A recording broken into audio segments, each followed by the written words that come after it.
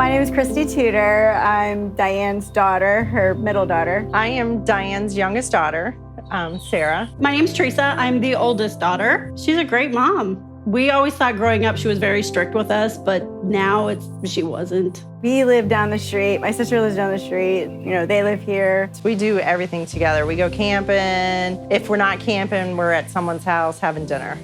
We're a very close family. We're constantly doing stuff together. We always come down here for like family dinners almost every weekend. But talking with my friends, they're always like, man, you guys always do stuff together. That's pretty cool. She's like the glue that holds everybody together is what it is. You know, she keeps us all together, and I really love that about her. Mom's always been the strong one, the rock. The fact that it happened to Mom, it felt like time stood still for a little bit. Nothing else counts without her.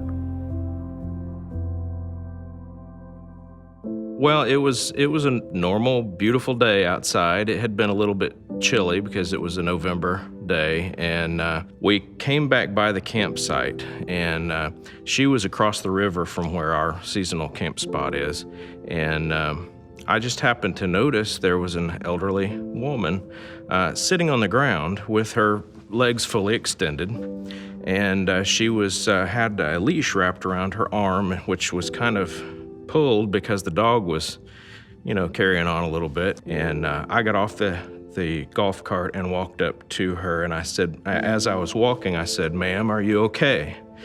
Can you hear me?"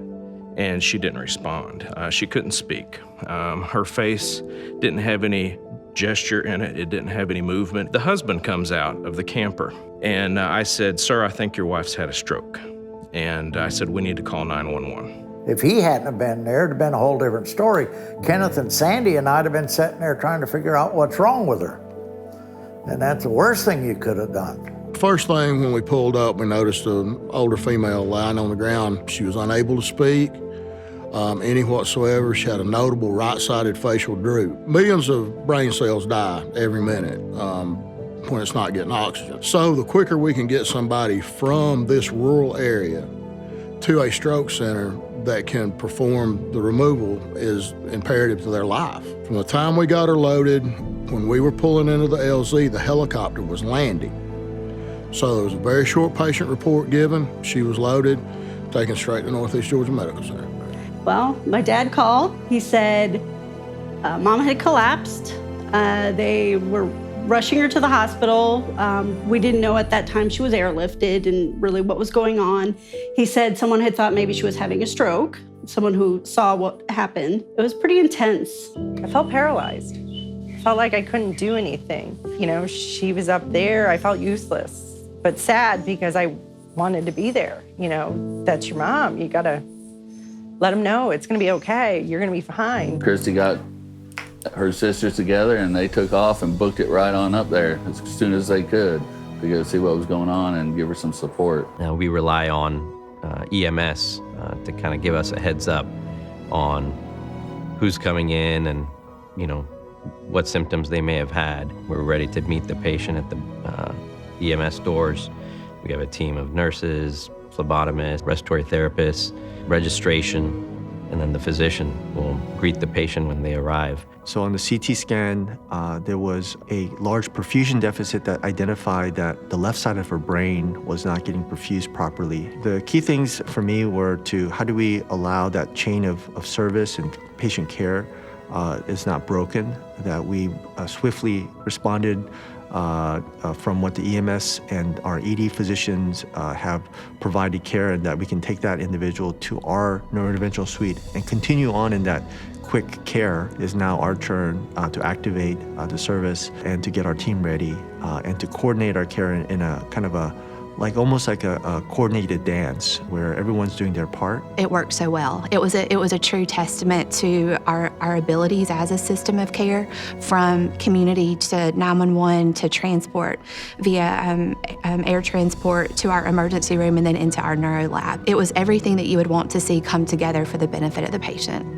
By the time they finished and got me on the gurney and I got to the door and seen my husband and we were going down the hall, I said, I want to go home. I want to see my house. I wanted to see the rest my kids. I got to go in first, and I was just overwhelmed because she looked so good. I was expecting the worst.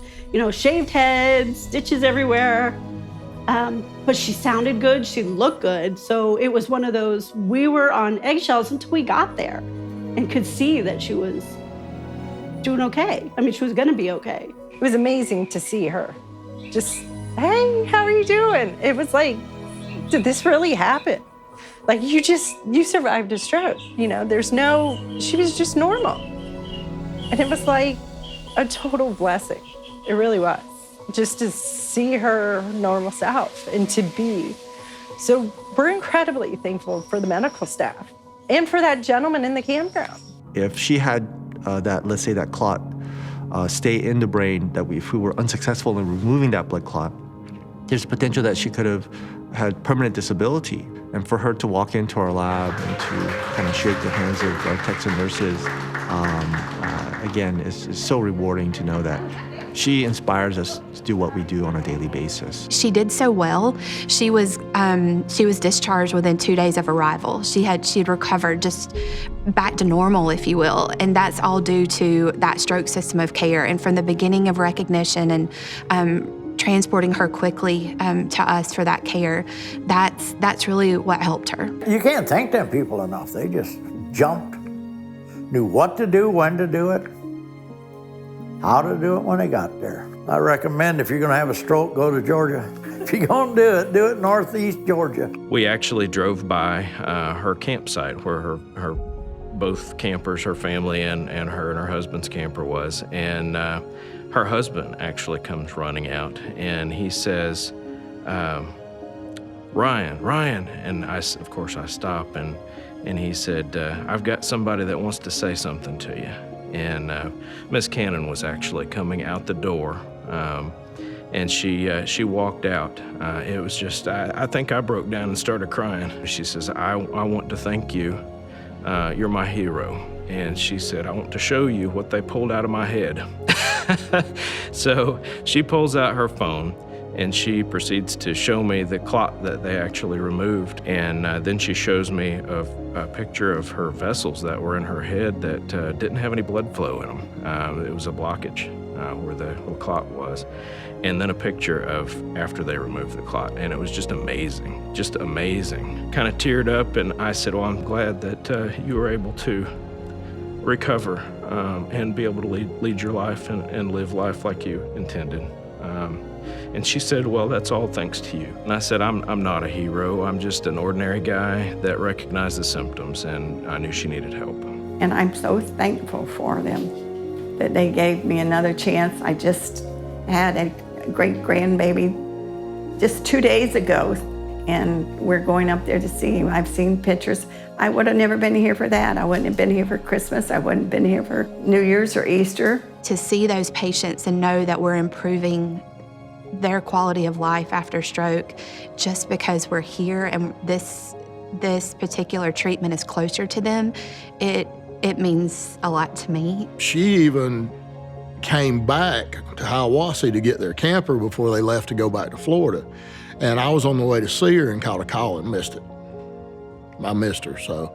But I've been keeping... Miss Cannon. Yes. I've got you here on the phone, and I've got Junior Chastain, the paramedic. He was just talking about how, unfortunately, he wasn't able to catch you when you came back to the campground. Hi, Junior. How are you? Hey, Miss Cannon, how are you? I'm fine. I'm sorry we never got connected at the campground, and so I could tell you thank you for you guys' quick action, and it saved my life. I wouldn't be here today if it wasn't for all you guys. Well, you're most welcome for that. I just wish I'd have got to see you. I'm on camera right now, doing an interview. Yes, ma'am, doing an interview. So now you're on camera with me. Oh, yeah. Okay, yes. Great. Now, how great was that? It's not often that you get somebody who is that thankful and can make you feel this good. If it had not been for them, I'd be in a nursing home. And even my doctor, when I got home, my family doctor, he said if I'd have gone through that in Naples, I probably wouldn't be in a nursing home because it just did not move as fast as the team in Georgia did.